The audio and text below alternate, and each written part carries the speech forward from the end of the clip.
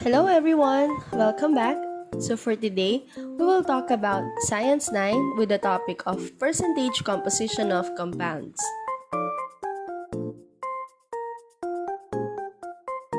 Always remember that if you're talking about percentage, the percent indicates the parts per hundred.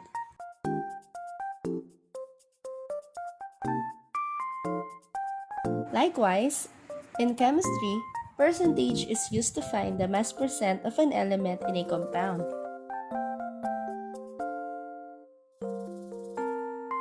To calculate the percentage composition of compounds, we have the formula mass percent is equal to mass of the element over mass of the compound times 100%.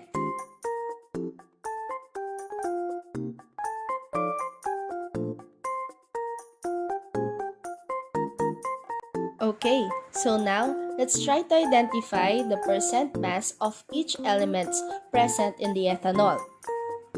So we have the formula C2H6O. So the things that we need to do is first determine the molar mass of the compound.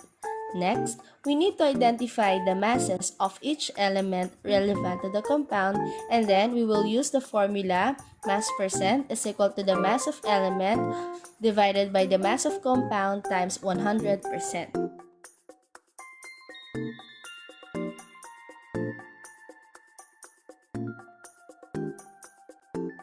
Let's compute for the molar mass of the compound. Carbon with 2 atoms times 12 grams per mole is equal to 24 grams per mole. Hydrogen with 6 atoms times 1 gram per mole is equal to 6 grams per mole.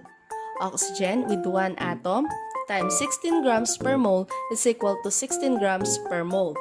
Then let's add the 3 masses. 24 grams per mole plus 6 grams per mole plus 16 grams per mole is equal to 46 grams per mole. So the molar mass of ethanol is 46 grams per mole.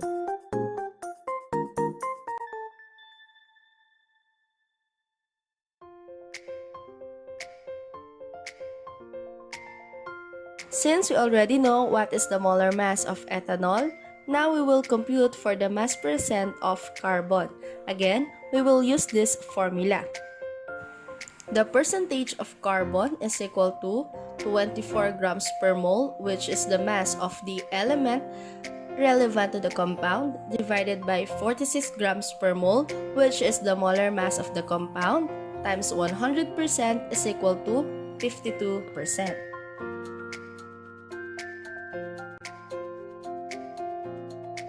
Next, mass percent of hydrogen. Again, this is our formula.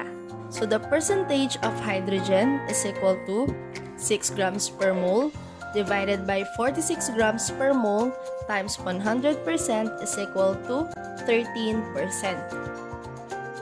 Lastly, we have the mass percent of oxygen. So the percentage of oxygen is equal to 16 grams per mole divided by 46 grams per mole times 100% is equal to 35%.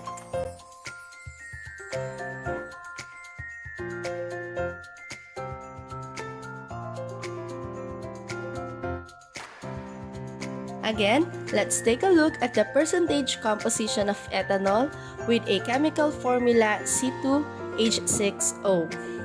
We have carbon with 2 atoms times 12 grams per mole is equal to 24 grams per mole. This is the mass of carbon relative to the compound.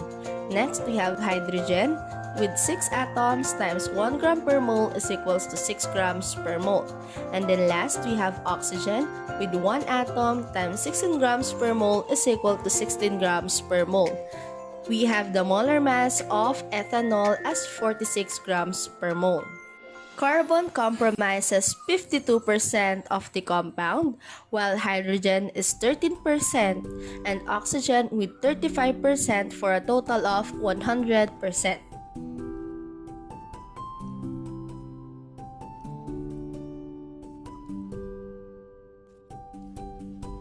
I hope you learned how to compute for the percentage composition of a compound. See you again. Thank you for watching.